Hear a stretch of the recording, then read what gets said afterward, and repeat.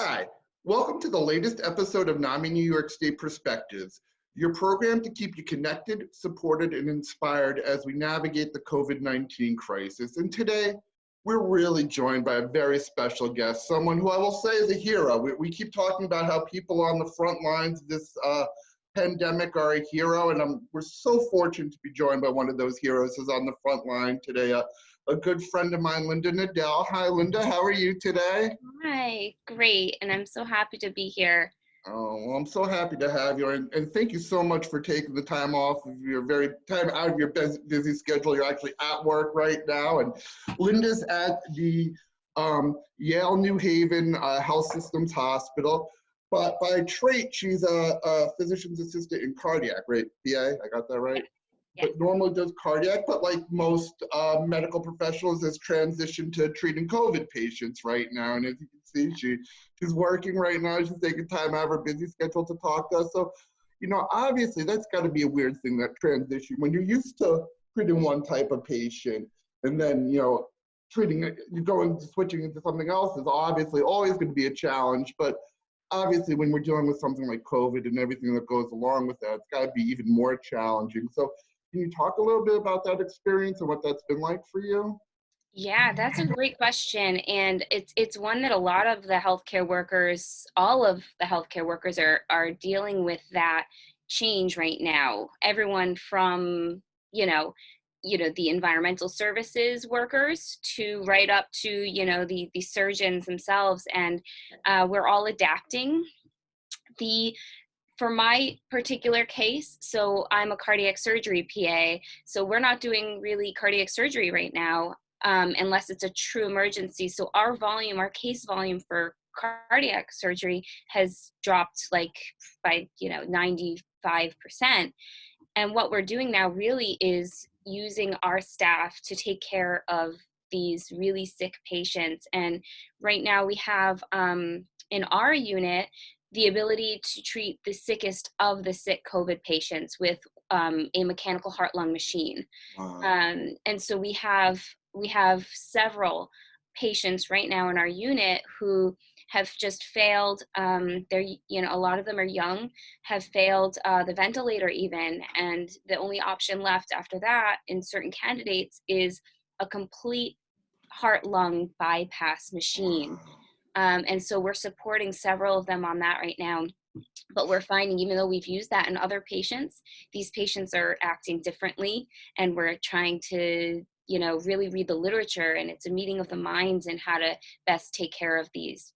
Wow, and particular so patients. that's really interesting. So that would be the same type of bypass machine if someone was having like a bypass surgery that you would be put on. So that it's different. It's like a Mm. portable version of that. Oh, okay. Wow. And it's a little bit different, and it's used in their room in the intensive care unit rather than in the operating room. So it's similar to that, but it's Mhm. a toned down version.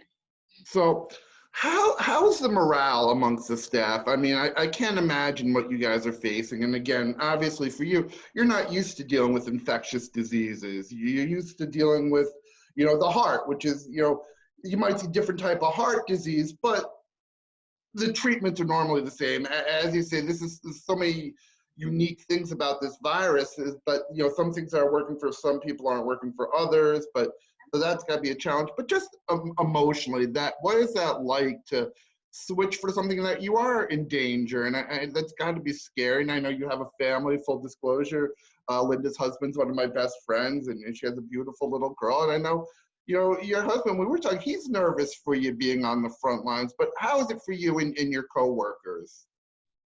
Yeah, it's hard. I think initially there was a lot more stress because it was so strange and new and scary. It's still scary. I've done a lot of meditation. Meditation has helped me because and there was a lot of anger too, I have to say, because we're reading these things about people complaining about staying home and wanting to fight the quarantine, and here we are having to put our lives in danger coming to work. I wish I could just stay home. And so initially, even with family members, like I would get a little ornery, I noticed, but I think it's because I was scared, and my anger was coming out from fear. because I was going to work and I had to go to work and put myself in danger. And then I came to a sort of peace where I'm controlling what I can control. I'm being the absolute most careful that I can. I've done a lot of advocacy for my staff, and just making sure all the protocols are, and Yale's been fantastic, but just making sure we're doing the best that we can to keep ourselves safe as we take care of these patients. And at night, every night before I go to bed, I meditate and I say, tonight's another great night. We're all safe. And just trying to be present through it all. Right. That's so interesting, being present Yeah. through it all. I mean, if you look at the whole enormity of the situation you're in, I mean, it's so easy to get overwhelmed. And one of the things, as I've been doing these conversations, is people have talked about, like, you're taking things one day at a time and to to-do list, but you can only deal with one patient at a time, right? Even with all this chaos, it's being mindful and being in the moment with that one patient, and that's the best you can do, I would imagine. 100%. Lucky that our staff is nothing like, the situation in New York. We're really lucky that we can really care for these patients well. I can't Mhm. imagine what they were going through in New York when they were so completely overwhelmed. Mhm. Yeah, taking it family by patient by patient, but also considering each circumstance, and doing the absolute best that we can for that patient. It's Yeah. So your numbers aren't overwhelming. You're able to handle the volume of patients you're getting right now? so it got to a point where we almost were unable, but we stemmed the tide. I think really we were lucky because from New York it moved up the coast, and Mhm. we prepared ourselves, and it's when really the quarantine was flattening the curve Mhm. that helped. 100% was the reason we did not get overwhelmed, was the quarantine. And so it flattened the curve just enough that we're pretty much at a peak right now, Mhm. and we're handling it, but it got close to a bad situation. Yeah. And you have enough PPE and all the equipment you need and everything like That's that. also yes. The short answer is yes. Yeah. We are reprocessing masks, which is outside of the normal protocols, never been done. The FDA just got it approved. It seems to be safe, so we are using those, but we did get another shipment of masks, and so we're in good shape, Oh, good. luckily. Well, I'm glad. And Yeah. so I'm just curious, it's such a team effort. How are you guys and your teammates taking care of each other through this? And, I'm sure there's got to be a point where someone gets, affected by it more and you have to lift that person up. So can you talk about how you guys are taking care of each other and getting through all this? Yeah, that's an awesome point, Maddie, and it's so true. I'm actually making a video project of my team because it's been an incredible experience. Just yesterday, a team member was just not another PA, but just another member of the ancillary team having a really hard time, and I just listened, and I really felt for what she was going through, and I offered her the best support that I could, and that was just that she shouldn't downplay what she was feeling. That was my biggest advice for her, because as heroes on the front line, sometimes the culture is that we just have to be heroes, but we all should have the opportunity to be able to if we get to that point, to just talk through it and say, I'm not doing well. And she wasn't. And I think talking really helped her. Yale is providing a lot of mental health support, which is great. A Fantastic. lot of resources through the hospital. And luckily, our staffing is such that if someone really needs a break, we can kind of cover each other and offer that right now. So everyone's going to experience it at different times, that breaking Mhm. point. And I think the biggest thing is to destigmatize that. Even though we are fighters on the front line, it's okay to reach that and talk through it and need help. Yeah, no, that's so important. And you said the most important thing, that you supported her the best way you could just by listening. And I think, again, just the same way we were kind of talking earlier, that you can only take people, it's so easy to get overwhelmed, right, by anything. And, when people are having, these struggles, that what can I do to really help them? How can I solve all their problems? Well, you can't, but you can listen to them and be in that moment the same way you need to be in that moment with each individual patient.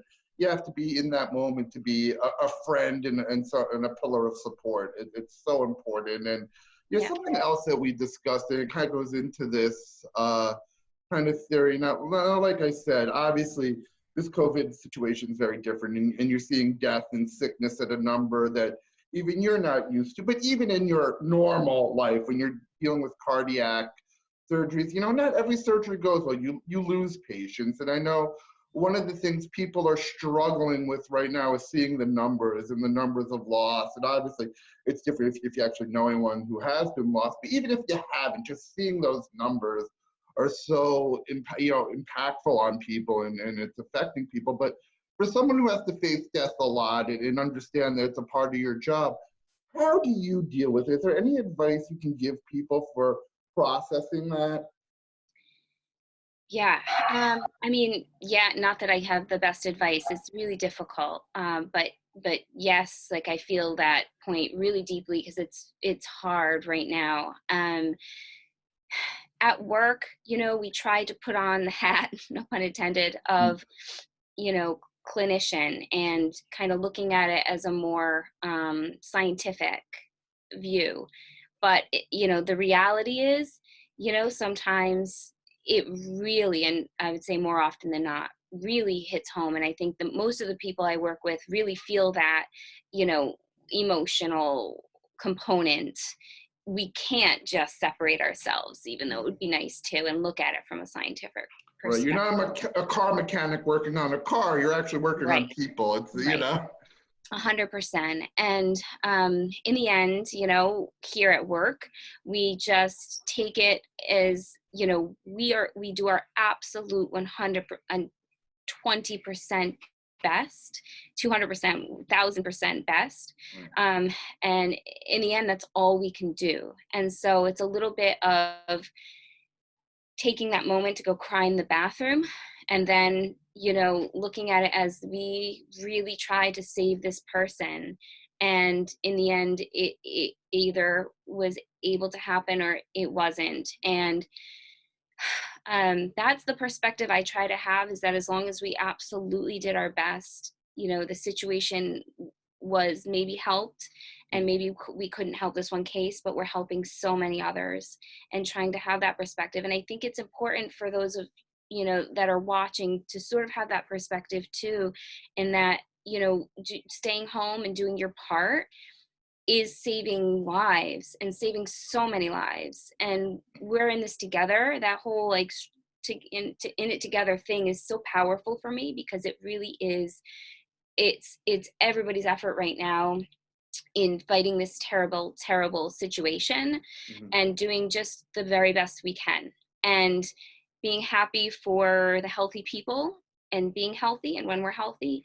And I think that having that perspective is really the best thing for me, in just knowing the situation that you can control and can't control, and just making sure you're doing the best. Yeah, and I think a big part of it, again, kind of what we're saying before, taking that one day at a time, trying to relate to what people are going through now. There could be someone who's having a terrible day, really struggling today, whatever reason it might be, and you knowing that you did the best you can to get through that day, the best you could to get through that day, and you made it through the end of the day, and tomorrow's a new day, and it can be better. And just like you couldn't help impact this day, but you can impact tomorrow and make tomorrow better than it was today.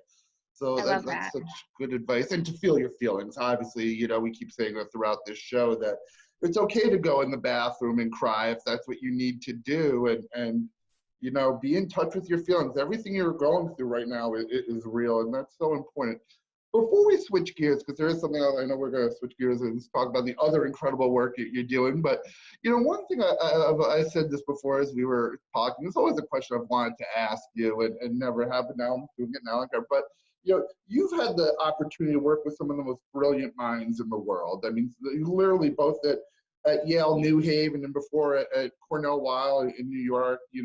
You work with the top cardiologists in the world, and to stand beside them in the operating room and see them do their art, that so few people have that skill and that genius.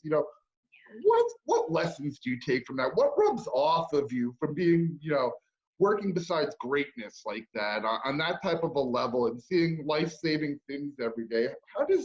What rubs off on you, and what lessons do you take away from that? Yeah.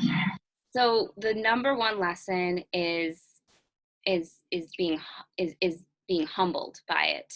Really, sometimes we get in our own world and we think we're so great, and not that I do, but I mean, it's just when But you you are. work with these amazing, you couldn't have said it better.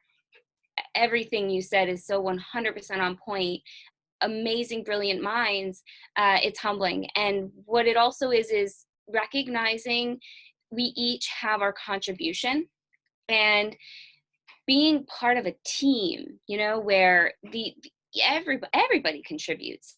And yes, these some of these people are so mind-blowingly talented. It's one of being humbled, and also one of very, very deep respect and pride to be working alongside them, and being able to be part of their team in the effort to do such great things in the end for the patients. So I feel lucky, I feel pride, I feel humbled, and I learn every day that I come to work. I learn something. Well, and that's such a thing too. If we could learn something every day, what a blessing that is, and to walk away from that. And in the sense of being a team too, I talk about this all the time when I give mental health in the workplace presentations. I show that famous picture of President Obama fist pumping the janitor. Do you know the picture I'm talking about?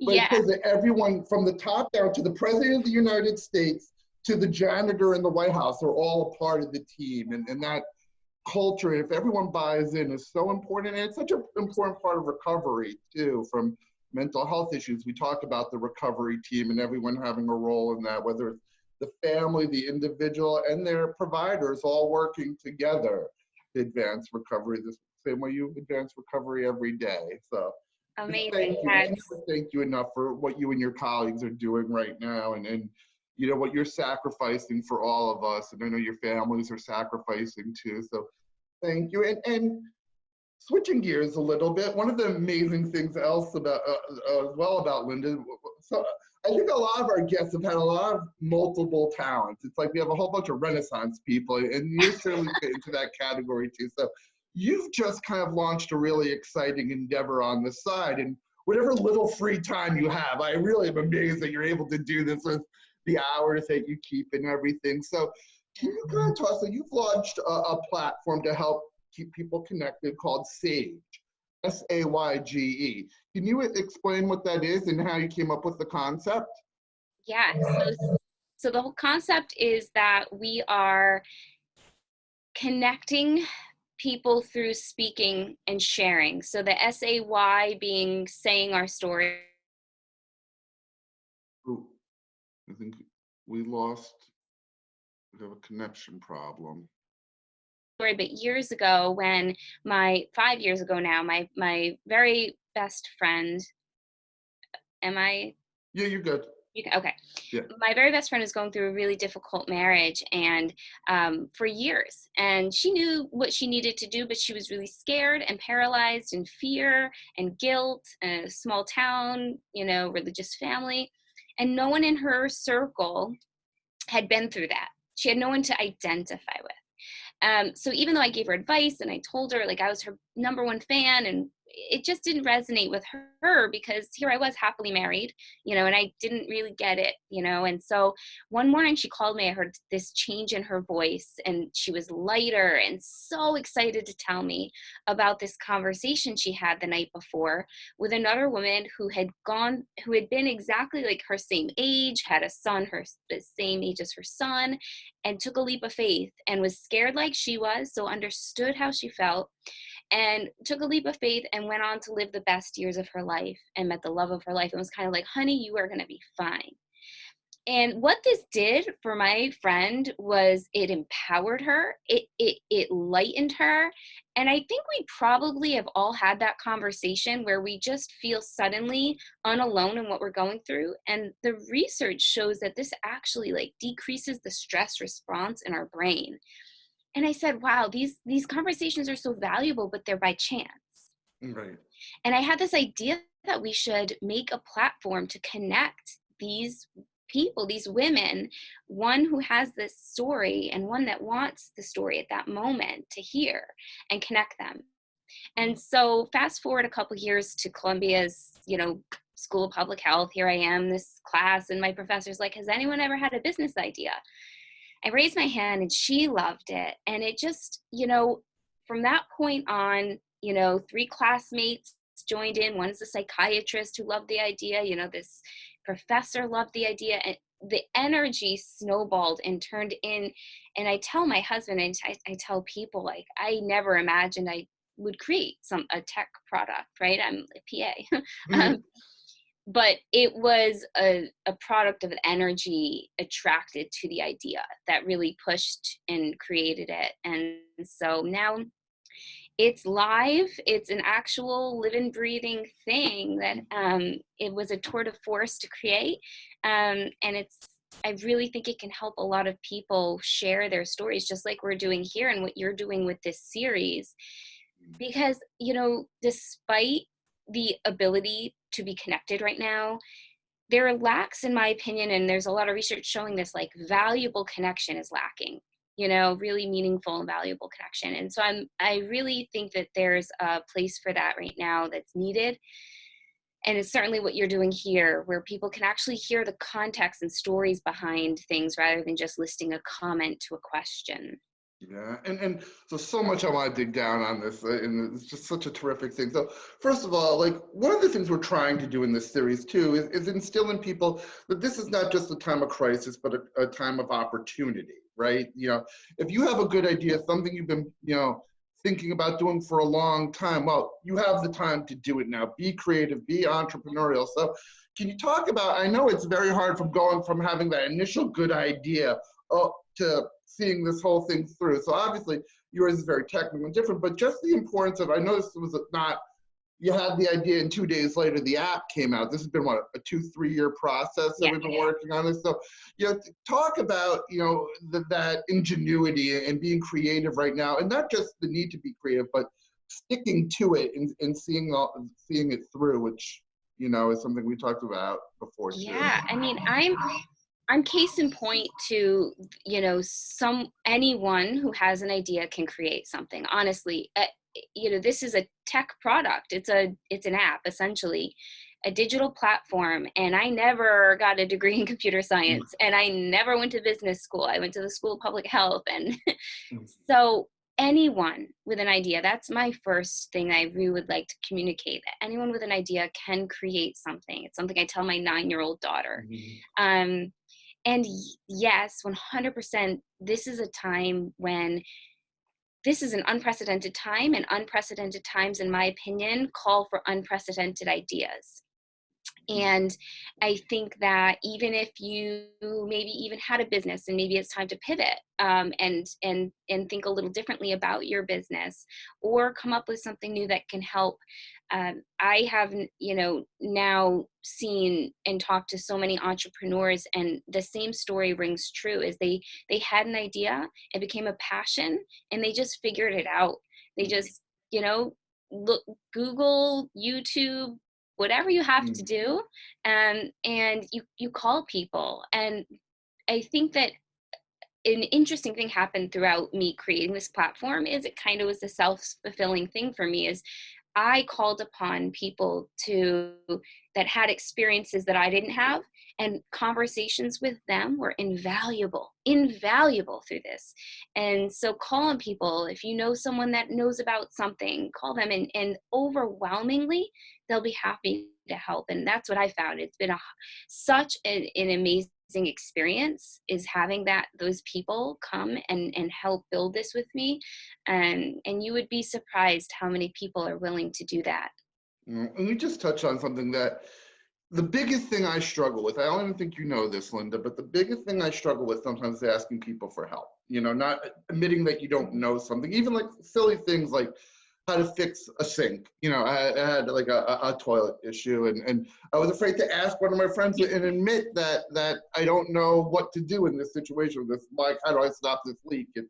it's such a funny thing, but I think something else that you kind of touched on a little, I want to dig down a little more too, is that I think when people have a great idea, they get very excited at the beginning, especially people with living with mental illness. Like entrepreneurship is something we try to encourage. A lot of times people struggle with a 9 to 5, and creating their own business is a lot more appropriate for them or adaptable, however you want to look at it. And it's so easy. You get that spark of inspiration, you have the really good idea, and then you get to work on it, and it's so easy to give up. Yes, you put such a perfect term before, imposter syndrome, right? You feel like you can't do it, right? You lie to yourself and say that you can't do it. It's that disbelief in yourself. So can you just talk about the fortitude to carry yourself through from the genesis of the idea to that point where you're putting together the struggle and just keeping with it, and how important that is? Yeah. Imposter syndrome is so real. I'll tell you one example just to highlight how real it is. So here I am, it's been two and a half years, and I actually have a product. Like, that's a big accomplishment. But I just won a competition, like a pretty prestigious competition. I came in second place. I won a bunch of money. I was so happy. And do you know what I thought a couple nights after I won? Maybe the teams that entered weren't as competitive because of COVID. Maybe the judges that were judging, the really good judges, were not around because of COVID. I put in my head a reason why I came in second, other than that I deserved it. And I caught myself, because it's now been 2 years that I've been struggling with this imposter syndrome, but it's so real. And the fear of failure, if you're an innovator and an entrepreneur, is for me, it was a really big struggle, and one that I don't think there's one entrepreneur that I've talked to anyway throughout this that hasn't faced. And so I think, honestly, the number one thing is to recognize it, and hearing that other people felt the same way, and these were successful people, made me feel like, oh, okay, here's this CEO of this amazing company, and she wrote about her imposter syndrome, and that was really eye-opening. So I think the more we share and reduce the stigma of I can't do it, and feeling like that is okay, helps you kind of work through it and not give up. Right. That's kind of how I have felt about it. The other thing is calling on people to help, getting teammates. If you think you really don't have the skills to do one portion of whatever your idea needs to bring it to fruition, find a teammate, find a partner. My team has brought me to where I am. 100% could not have done it without them. Right. I mean, and like you were saying before, you work with the best surgeons in the world. I mean, literally the world, but they couldn't succeed without the team and that whole team. And 100%. that's the same way within being innovative. 100%. 100%. And if there's something you need, you know, help getting through, even just getting that help and recognizing when you need it and not giving up and riding the roller coaster. Because it is a roller coaster, and It that's, is. I mean, life is too. And it's interesting, even like right where you were about to launch it, you'd already won. You and I had a conversation, I hope I can bring this up, where we're about to go live. It's like that, oh my God moment. This is real. And it kind of happened right at the intersection of this COVID situation starting. And you almost felt bad. I remember you and I had this conversation, like, am I being opportunistic launching this support app at a time where people really need support? Does it look like it's an opportunist thing? And I remember saying to you, and I'll say it right now, I go, Linda, people need the help. You have the help. You got to get people the help. So even to the very end, that little bit of self-doubt, and you're always looking for a reason to not do it. And sometimes, again, I was able to give you that little bit of support, get you over the edge. And it was so helpful. It really was. Just those words were so helpful for me at that moment. Yeah, well, and again, and that's we always need encouragement. And what I love about it too, and maybe I'm not the perfect person to talk about this, but you probably talk about more eloquently than I could, is that one of the interesting things about SAGE, again, that's SAGE, SAYGE, is that it is women supporting women. I know, traditionally, I think women maybe have seen each other in a competitive way and not in a supportive way. Is that accurate, you think? And one of the things that you're trying to overcome and counteract with the app? Yeah, so first I just want to say it's Sage Link. There is another company called SAYGE, it's a mentoring. So Uh, we're Sage Link, just in case anyone like looks it up. and we will have a link to Sage Link when we send the email out. But to answer your question, I create it for women for a couple of reasons. I think that there exists a huge gender gap still, in a disparity, and I think that women need support. Men and women need it equally. I wanted to create a space, and we do not discriminate. Men can join. There will ultimately be filters where if women want to match with each other, then that's their choice. But it's certainly, we do not exclude men from joining. But I wanted to create a network of women supporting women, also because there's a real movement for that right now. Women really want to lift each other. And I think that historically, you're 100% right. It was a more competitive, sometimes, kind of era for women. And as we're trying to break the glass ceiling and get through some stuff that we're trying to get through as a gender, I think that there's been this incredible movement for women to support each other. And so that's why I really wanted to offer this space, because I think that the things we go through are unique to us. And so connecting over those unique circumstances and issues, this would be a space for that. No, that's fantastic, and it's so needed, and we still have such a long way to go in getting women in equality and pay equality and breaking that glass ceiling. And Linda, what can I say? I can never thank you enough. I mean, for what you do every day out there saving lives, and I kind of feel bad. You're doing this is your break right now, and you're talking to me, and I really appreciate your time and all the insights you've given us today. And you certainly have such an interesting perspective, and thank you so much for sharing it with us today. Maddie, I'm honored to be here, and thank you for everything you do. I am blown away by what you've done for the population struggling with mental health, and so much Thank you. gratitude and thanks.